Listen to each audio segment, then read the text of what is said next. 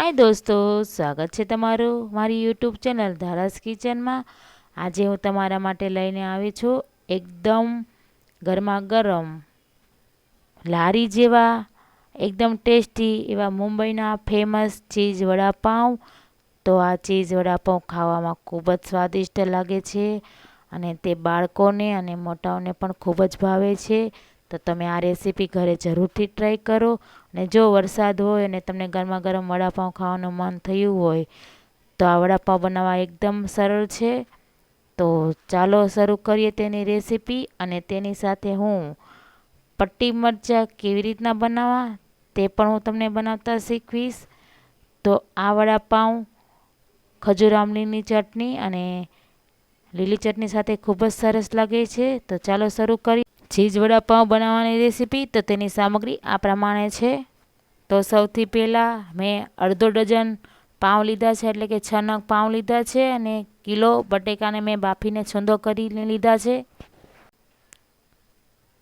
તો ચીઝ, લીલી ચટણી, રાઈ, ધાણા જીરું, હળદર, લીલા ધાણા, હિંગ, ખાંડ, ચાટ મસાલો, માયોનીઝ, ગરમ મસાલો, મીઠું, આમચૂર પાવડર, આદુ મરચાંની પેસ્ટ અને અડધું લીંબુ, ચીલી ફ્લેક્સ અને તેલ।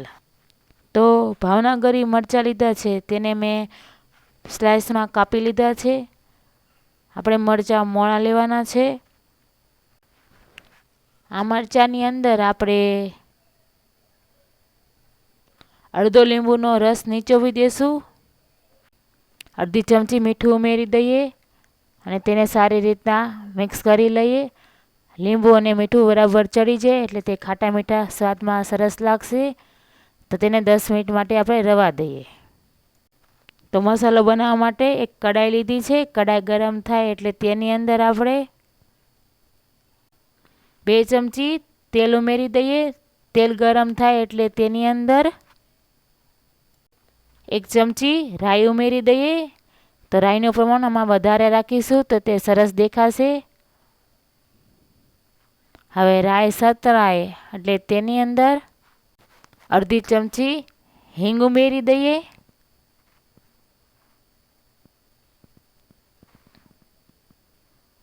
અડધી ચમચી હળદર,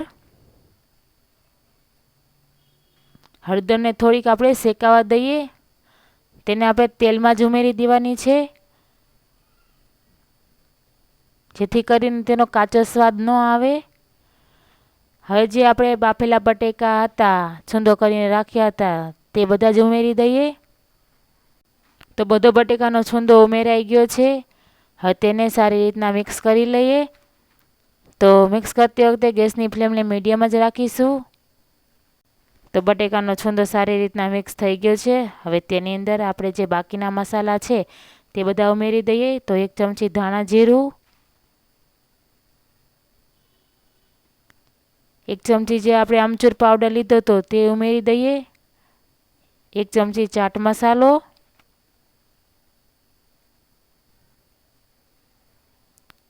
1 થી 1.5 ચમચી ગરમ મસાલો। હવે 1 ચમચી ચીલી ફ્લેક્સ લીધા હતા તે પણ ઉમેરી દઈએ। તમે ચીલી ફ્લેક્સની જગ્યાએ લાલ મરચાંનો પણ ઉપયોગ કરી શકો છો। 1 ચમચી ખાંડ લીધી હતી તે પણ ઉમેરી દઈએ અને અડધો લીંબુનો રસ નીચોવી દઈએ। આપણે પહેલેથી જ આમચૂર પાવડર નાખેલો છે એટલે તેના પ્રમાણમાં આપણે લીંબુનો રસ ઉમેરવો, તો આ મસાલાનો ટેસ્ટ એકદમ સરસ લાગશે। હવે તેની અંદર આપણે સ્વાદ પ્રમાણે મીઠું, તો મેં બટેકા બાફતી વખતે મીઠું નાખ્યું હતું, તો તમે તમારા ટેસ્ટ પ્રમાણે મીઠું નાખી શકો છો। 1.5 ચમચી આપણે તીખા આદુ મરચાંની પેસ્ટ લીધી હતી તે પણ ઉમેરી દઈએ। તો તમે જે પ્રમાણમાં તીખું ખાતા હો તે પ્રમાણમાં તમારે મરચું ઉમેરવાનું। તો હવે આ બધા મસાલાને આપણે સારી રીતના મિક્સ કરી લઈએ।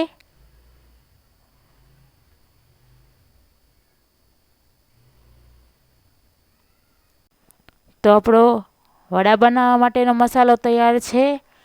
હવે તેની ઉપર આપણે લીલા ધાણા ઉમેરી દઈએ. હવે આ મસાલાને આપણે 10 મિનિટ માટે ઠરવા દઈશું. તો ત્યાં સુધીમાં આપણે તેનું ચણાના લોટનું બેટર તૈયાર કરી લઈએ. તો 2 કપ મેં ચણાનો લોટ લીધો છે. હવે એક બાઉલ લેશું. તેની અંદર જે 2 કપ ચણાનો લોટ લીધો તો તે બધો જ ઉમેરી દઈએ. આ લોટની અંદર સ્વાદ પ્રમાણે મીઠું ઉમેરી દઈએ. મીઠું ઉમેરી દીધા પછી આ લોટની અંદર આપણે થોડું થોડું પાણી ઉમેરતા જઈએ અને તેનું બેટર રેડી કરી લઈએ. તો આ બેટરને આપણે જાડું જ રાખવાનું છે, પતલું નથી કરવાનું. તો વડા બનાવવા માટેનું બેટર રેડી છે. તમારે બેટરને આવું જાડું રાખવાનું છે, તો વડા આપણા એકદમ સરસ બનશે. તો 10 મિનિટ થઈ ગઈ છે. ચાલો ચેક કરી લઈએ. આપણો મસાલો બરાબર ઠરી ગયો છે. તો થોડો મસાલો હાથમાં લઈને તેને આપણે ગોળા વાળી લેશું. તો મીડિયમ સાઇઝના ગોળા વાળીશું. તેવી રીતના બીજા બધા ગોળા પણ આપણે વાળી લેશું. તો બટેકાના મસાલાના જે ગોળા વાળ્યા હતા તે તૈયાર છે. તો આ ગોળાને ચણાના લોટમાં જે આપણે બેટર તૈયાર કર્યું હતું તેની અંદર ઉમેરી દઈએ. હવે તેલ ગરમ કરવા મૂકી દીધું છે. તે તેલ ગરમ થઈ ગયું છે. હવે આવી રીતના ચણાના લોટ ઉપર ચોપડીને હવે તેને તળી લઈએ. તો તેલની અંદર આપણે હળવે હાથે એક એક કરીને બધા જ વડા ઉમેરી દઈએ. એકવાર જેટલા વડા સામે તેટલા વડા આપણે ઉમેરી દેવાના છે.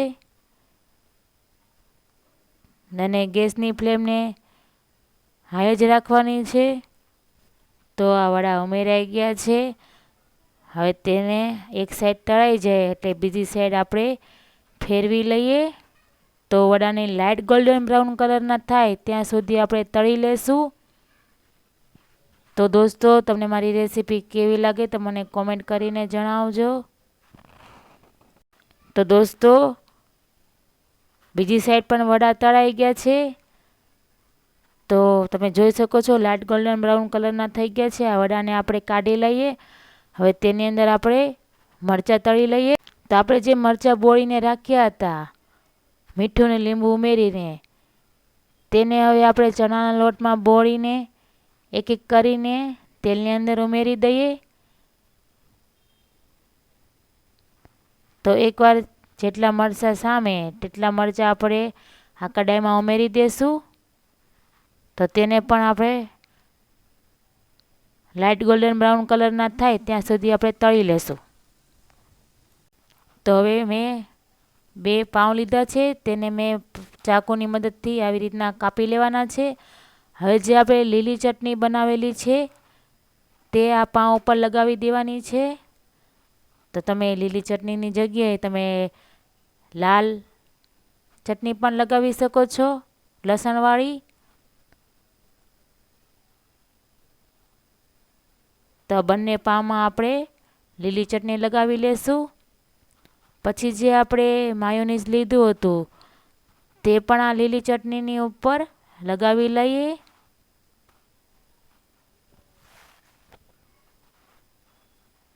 તેવી જ રીતના બીજા પાઉંમાં પણ આપણે લગાવી લેશું. તમે માયોનીઝની જગ્યાએ તમે બટર પણ લગાવી શકો છો. તો હવે તેની ઉપર આપણે એક એક વડું મૂકી દઈશું.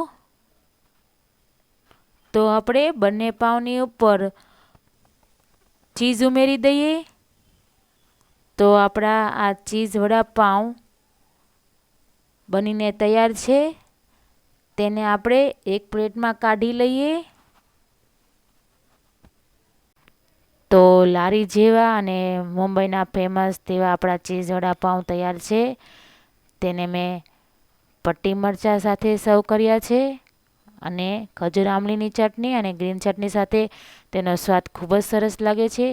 તો દોસ્તો, તમને મારો વિડીયો કેવો લાગ્યો તો મારા વિડીયોને લાઇક કરો, વધુમાં વધુ શેર કરો અને મારી યુટ્યુબ ચેનલને સબસ્ક્રાઈબ કરી બાજુમાં આપેલું બેલ આઇકન બટન દબાવો, જેથી કરીને મારા વિડીયોનું નોટિફિકેશન સૌથી પહેલાં તમને મળે.